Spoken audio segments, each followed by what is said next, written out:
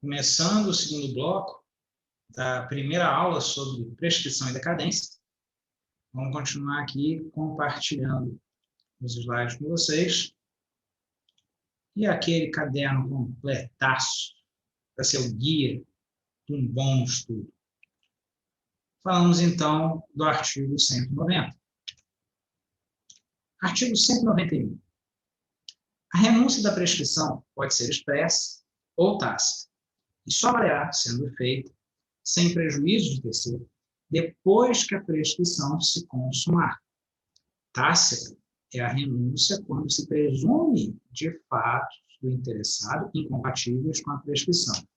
Aí você lê e fala: Cícero, não entendi esse artigo 191. Eu explico.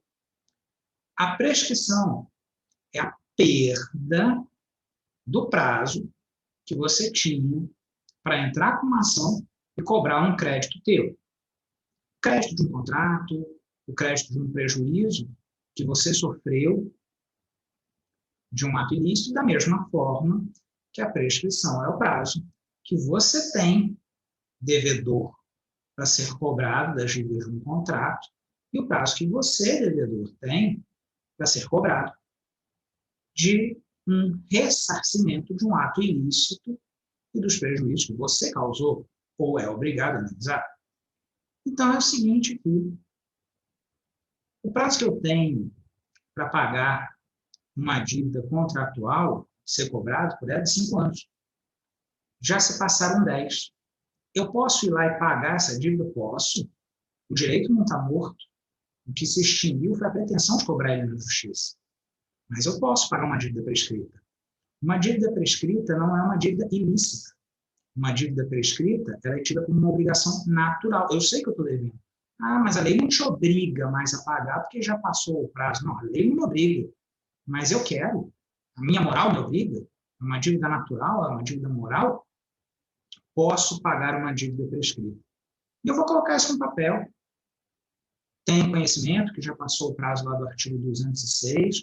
Tenho conhecimento que eu já não era mais obrigado pela lei a estar pagando essa dívida, porque já houve o decurso de tempo para ela ser cobrada, mas ainda assim estou pagando. Se eu fizer isso por escrito, é a renúncia expressa.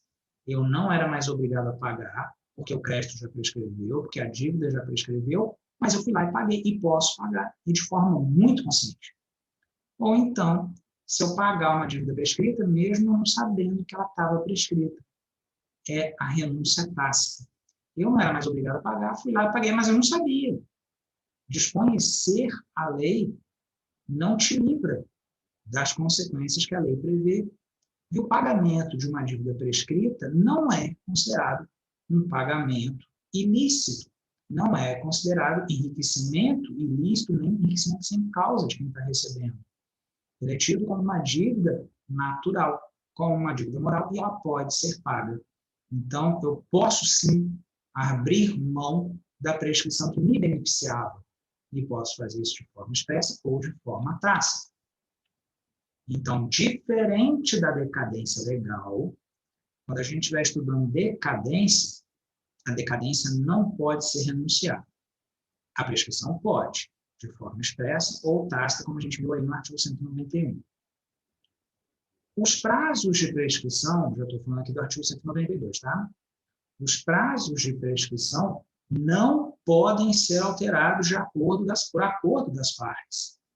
Como assim, Cícero? Onde é que estão os prazos de prescrição? Ah, eles estão lá no artigo 205 e no artigo 206, igual a gente falou no finalzinho do outro bloco. Se você não prestou atenção no 205 e no 206, volta no final do outro vídeo, volta na parte 1, que eu comento lá com vocês sobre o artigo 205 e sobre o artigo 206 e trago bons exemplos sobre eles.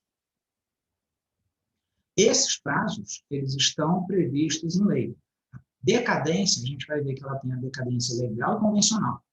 Prazos que a lei traz, prazos que as partes combinam. A prescrição não tem isso, não. Não existe prescrição convencional. A prescrição ela é sempre legal. São os prazos previstos em lei. E esses prazos previstos em lei, os prazos do artigo 205, os prazos do artigo 206, não podem ser alterados. Vamos fazer aqui uma cláusula no contrato falando que as dívidas decorrentes desse contrato só poderão ser cobradas no prazo de 90 dias na justiça. Esse prazo que a gente combinou, essa decadência convencional e torta que a gente combinou, não está certo. Por quê? Porque aqui é como se eu estivesse alterando o prazo do artigo 206, parágrafo 5º, me dá para cobrar um contrato na justiça, que é de 5 anos. Reduzir isso para 90 dias. Já imaginou se eu não tivesse essa ressalva do artigo 192? Já imaginou se os prazos prescricionais pudessem ser alterados por um contrato?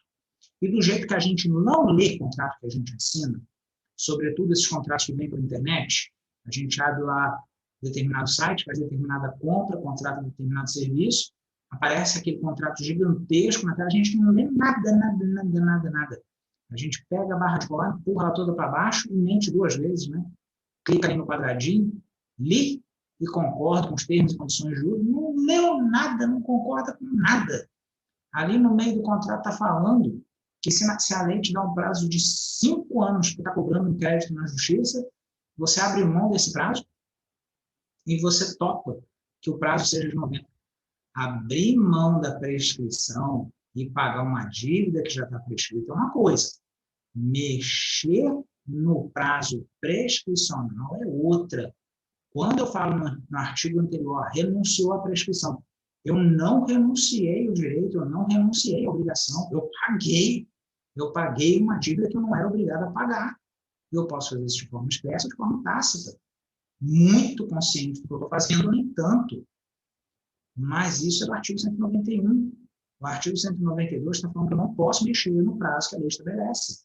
Se o artigo 206, parágrafo 3º, fala que eu tenho 3 anos para cobrar uma indenização na justiça, eu não posso colocar diferente uma cláusula. As partes não podem combinar diferente, se elas combinarem diferente, isso não tem valor nenhum, por força do artigo 192.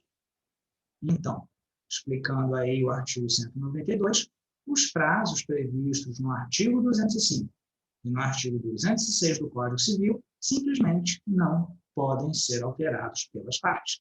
São prazos legais. Não existe prescrição convencional. Não existe prescrição combinada pelas partes, ok? Artigo 193. A prescrição pode ser alegada em qualquer grau de jurisdição pela parte a quem aproveita. Para que essa ressalva do artigo 193? Essa ressalva do artigo 193 vai ser importante para vocês quando vocês estiverem estudando processo civil.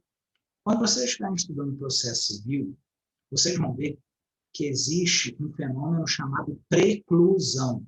Preclusão é diferente de prescrição.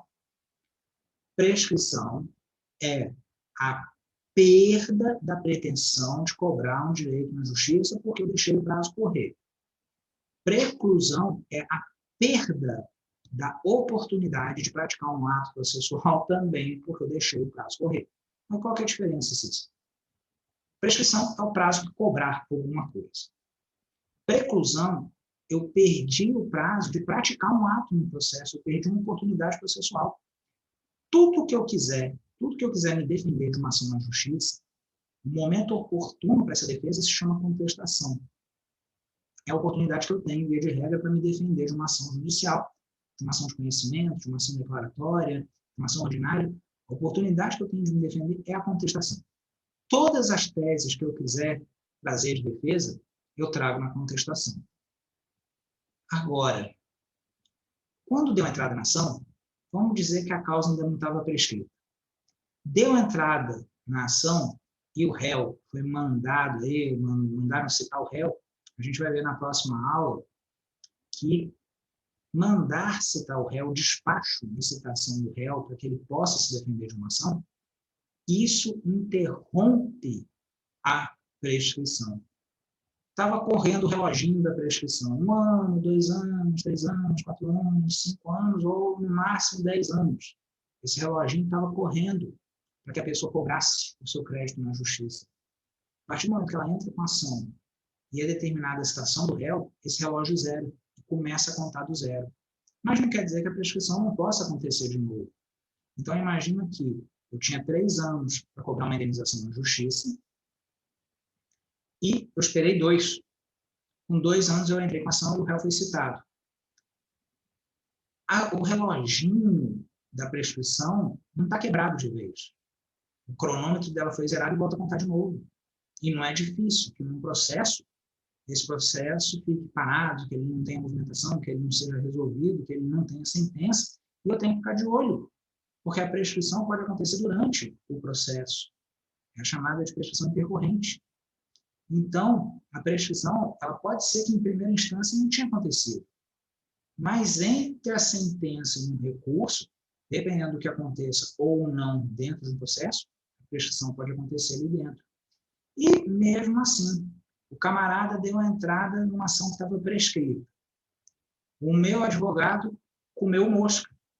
Ele não percebeu que a prescrição tinha acontecido. Perdi. O juiz me mandou pagar. O juiz mandou pagar uma dívida prescrita. Pode? Pode. Ele não pode mandar eu pagar uma dívida decaída. Uma dívida prescrita, se ninguém alegou, ele não é nem obrigado a falar. A gente vai ver isso no próximo artigo. Se ninguém falou sobre prescrição, o juiz não tem obrigação de aplicar a prescrição, diferente da decadência. Então, presta atenção. O meu advogado comeu mosca e não alegou prescrição. Fui condenado. O juiz me mandou pagar uma indenização, me mandou pagar uma dívida contratual, e eu contratei um advogado melhor, contratei o Cícero, e o Cícero, na fase de recurso, percebeu aqui, meu amigo, mas esse direito aqui, essa relação entre crédito e débito que te envolve, ela já está prescrita. Oh, que pena, hein? Que pena que o outro advogado não falou isso em contestação, e agora a matéria está preclusa. Passou a oportunidade de falar sobre a... Não tem preclusão sobre prescrição, não, ao artigo 193. A prescrição pode ser alegada a qualquer tempo, em qualquer grau de jurisdição da parte que aproveita. Se o advogado anterior não falou na contestação, não falou em primeira instância, a gente fala agora em recurso. Isso é o artigo 193. Então, não confundam prescrição com preclusão. Prescrição é perder o prazo para cobrar um crédito na justiça. Preclusão é deixar de praticar um ato processual. E não acontece preclusão da matéria prescrição. Artigo 194, foi revogado em 2006. Mas, se você foi revogado, a gente vai falar alguma coisa sobre ele? Vai. Por quê? Porque na redação anterior do artigo 194, antes, o juiz só poderia aplicar prescrição se provocado pelas partes. O juiz não poderia aplicar a prescrição de ofício. Cícero, não entendi. O juiz olhou para o processo e viu que o autor já tinha perdido o prazo para entrar com a ação. A redação anterior do artigo 194, ela amarrava as mãos, os olhos, a boca do juiz, e ele não podia fazer nada. O juiz só podia aplicar a prescrição no artigo 194 se a parte a quem se aproveita falasse: excelência, houve prescrição aqui. O juiz, até que enfim, vamos carcar essa prescrição aqui nesse caso e mandar esse processo para o arquivo. O juiz não tinha essa autonomia, ele não tinha esse poder, não tinha esse atributo. Agora, quando o artigo 194 foi revogado, caiu. O juiz agora, com a revogação do artigo 194, ele pode agir de ofício. O que é um juiz agir de ofício? Ele agir de acordo com o trabalho dele.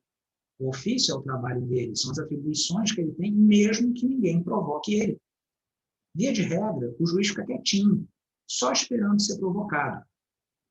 Agora, prescrição, com a revogação do artigo 194, é matéria que o juiz pode.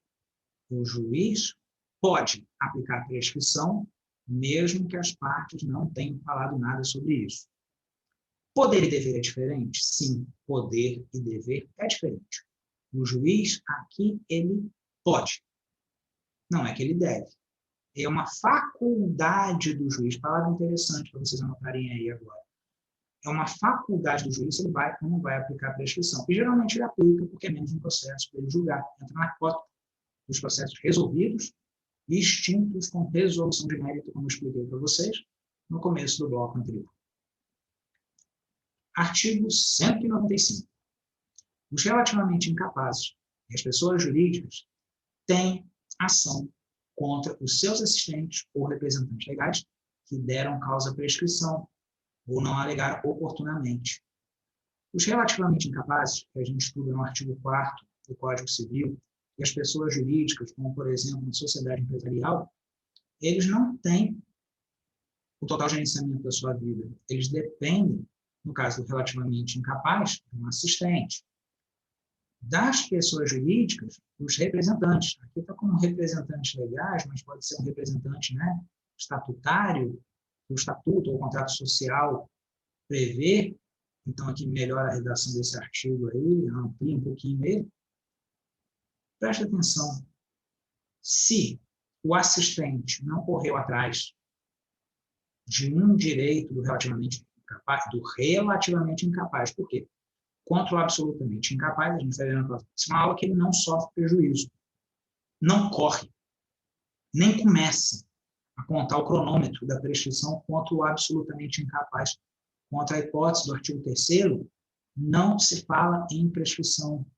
O prazo contra ele nem começa a fluir, está impedido de começar a contar. Agora, se é um relativamente incapaz, o seu assistente não pode dormir no ponto. E se ele dormir no ponto, aí o incapaz entra com ação contra o assistente. Pode ser um caso de um tutor e um tutelado? Pode. E o caso das pessoas jurídicas, uma sociedade empresarial? A sociedade empresarial é uma ficção. Ela depende de pessoas físicas para estar correndo atrás de seus direitos. E se os representantes, os administradores, os fundadores, os sócios, quem tem poder de gerência, não correu atrás do direito que uma pessoa jurídica tinha e esse direito prescreveu? Olha o prejuízo que causa. Então, ocorre a prescrição contra os relativamente incapazes e ocorre prescrição contra as pessoas jurídicas, mesmo quando seus assistentes, seus representantes dormem no ponto e perdem o prazo. Mas e aí? E aí o artigo 195 cabe ação contra. E qual que é o prazo? Qual que é o prazo que o relativamente incapaz tem e que as pessoas jurídicas têm para estar reivindicando o prejuízo de uma prescrição contra quem tinha que ter corrido em seu favor?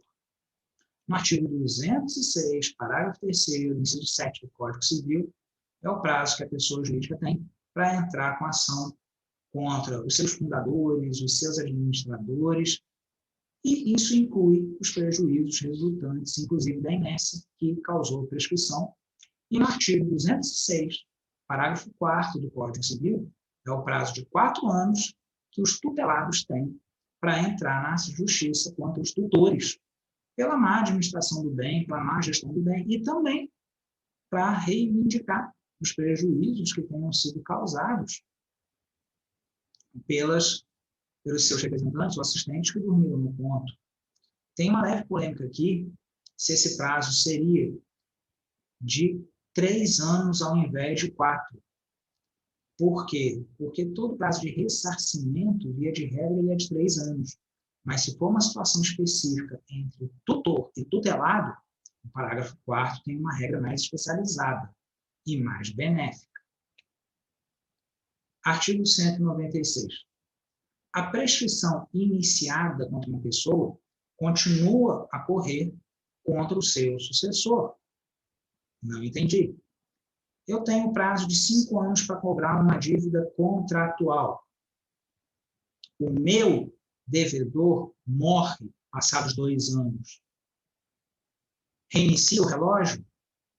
Os herdeiros vão responder? Os herdeiros vão responder, até o limite que a herança aproveite.